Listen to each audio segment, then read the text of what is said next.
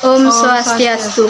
Perkenalkan, kami dari kelompok 2 akan menyampaikan materi tentang masa demokrasi parlementer dari tahun 1950 sampai dengan 1959.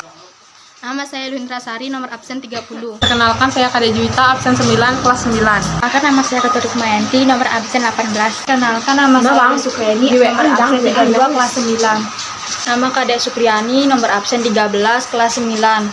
Nama saya Diantaro, nomor absen 16.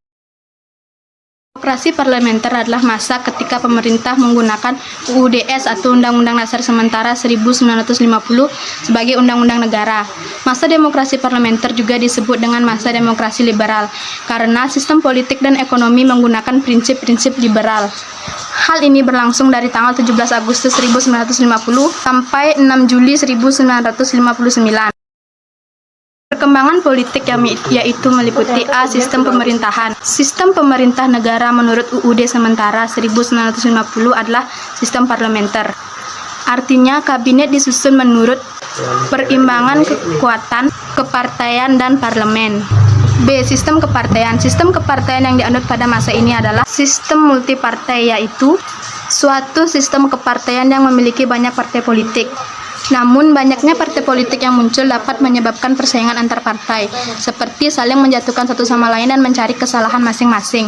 Hal ini menyebabkan sering terjadinya pergantian kabinet. Ketiga adalah pemilu 1955. Pemilihan umum 1955 dilaksanakan 2 tahap. Tahap pertama dilaksanakan pada tanggal 29 September 1955. Adalah untuk memilih anggota DPR yang berjumlah 250.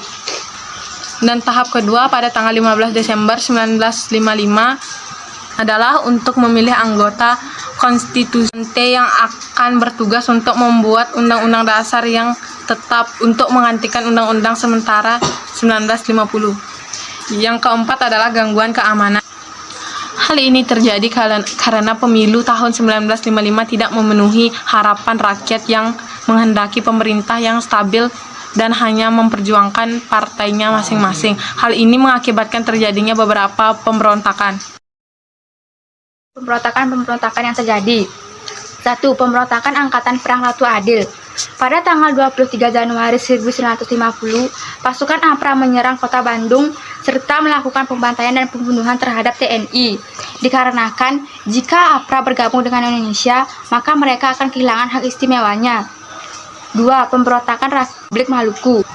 Pemberontakan RMS dipimpin oleh Dr. Christian Robert yang menolak terhadap pembentukan NKRI karena menganggap Maluku memiliki kekuatan secara ekonomi, politik, dan geografis untuk berdiri sendiri. Pemberontakan Andi Aziz yang dilaksanakan pada tanggal 5 April 1950. Peristiwa ini berawal dari tuduhan Kapten Andi Aziz dan pasukannya terhadap pemerintah Indonesia agar hanya mereka yang dijadikan sebagai pasukan keamanan untuk mengamankan situasi di Makassar. Pemberontakan PPRI dan Premesta. Pemberontakan PPRI Premesta terjadi di Sumatera dan Sulawesi yang disebabkan oleh adanya hubungan yang kurang harmonis antara pemerintah pusat dan pemerintah daerah. Hal itu dikarenakan jatah keuangan yang diberikan oleh pemerintah pusat tidak sesuai anggaran yang disusulkan. Pada masa demokrasi, Indonesia mengalami banyak gangguan stabilitas politik dan keamanan. Meski demikian, pemerintah pada masa demokrasi parlementer mampu mewujudkan beberapa keberhasilan dan membanggakan. Di antaranya adalah penyelenggaraan konferensi Asia Afrika. KKA diselenggarakan pada tanggal 18 sampai 24 April 1955 di Bandung. Sidang tersebut berlangsung selama 1 minggu dan menghasilkan 10 prinsip yang dikenal dengan Dasar-Sila Bandung dan Deklarasi Juanda. Perkembangan ekonomi. Pada masa demokrasi parlementer, bangsa Indonesia mengalami permasalahan perekonomian. Yang dilakukan pemerintah untuk memperbaiki permasalahan ekonomi adalah sebagai berikut. 1. Gunting Syafarudin. 2. Sistem ekonomi gerakan benteng. 3. Nasionalisasi perusahaan asing. 4. Finansial ekonomi atau FINEK.